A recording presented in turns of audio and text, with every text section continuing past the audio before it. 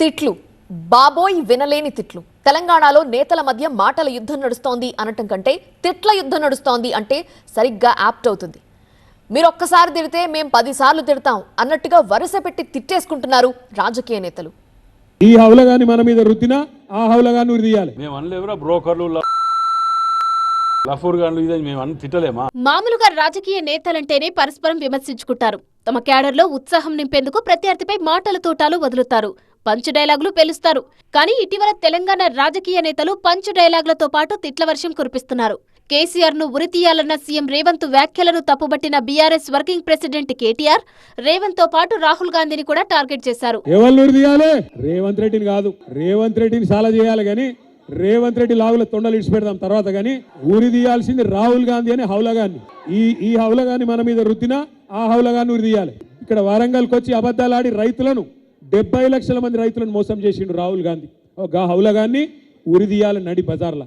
తిట్టడంలో తాము పీహెచ్డీ చేశామన్న కాంగ్రెస్ నేతలు మరోసారి రాహుల్ గాంధీపై నోరు జారితే ఊరుకునేది లేదన్నారు. తెలంగాణ ఇయ్యగానే ఇంటికి పోయి కాళ్ళు పట్టుకున్న మీరు ఇవాళ హౌలాను మాట్లాడుతుంటే మరి ఈ మూర్ఖులను ఏమనాలో అర్థం కావట్లే. అతి చిల్లరగాల తీరుగా మీ కుటుంబం ఈ మాటలు మాట్లాడటం రాబోయే రోజులలో వరంగల్ గనికి వస్తే బిడ్డ అని అనుకుంటాను. చెప్పులతోటి కొట్టి పంపించకపోతాడు నా పేరు. నోటికి ఏదొస్తే అది మాట్లాడటమేనా? సంస్కారం సభ్యత లేదు. మేము అనలేవరా బ్రోకర్లు లఫూర్ గాన్లు ఇదే మేము అన్ని తిట్టలేమా? మేము తిట్టలేకనా? అలా పిహెచ్డీలు చేసినాం. వల్ల మేము మా దాంట్లో అంతమంది ఉన్నారు పిహెచ్డీలు చేసిన వాళ్ళు. మేము తిట్టుడు మొదలు పెడితే బిడ్డ మీరు ఆత్మహత్యలు చేసుకోవాలి.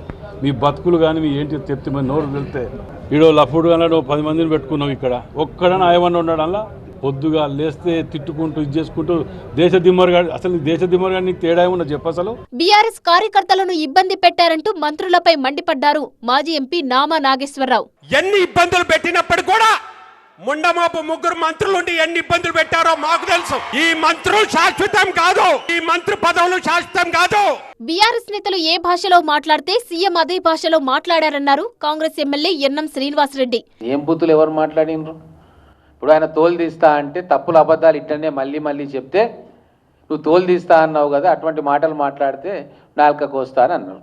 నాలుకకు వస్తా అనేది ఒక తోలు తీసేది బూతు కానప్పుడు నాలుక పెద్ద నేరమా, తోలు తీసేది నేరమా? తోలు అంటే పైనుంచి కింది దాకా తీయాలి. ఎంత బాధ కలుగుతుంది? నాలుక అంటే 1 సెకండ్లో అయిపోతుంది. మరి ఇది తిన్నదా? అది పెద్దదా? అంత పెద్ద మాట నువ్వు అన్నాక ఫ్లోలో ఏదో అంటే దాన్ని పట్టుకొని మేము రాము అంటే ఎక్కడ కంపారిజన్ కూడా ఉండాలి కదా. ఏం బూతు మాట్లాడినరు? తనకు ఎవరిని తిట్టడం ఇష్టం లేదన్న కేటీఆర్ తన తండ్రి కేసీఆర్ ను ఎవరైనా తిట్టినప్పుడు రక్తం మరుగుతుందన్నారు.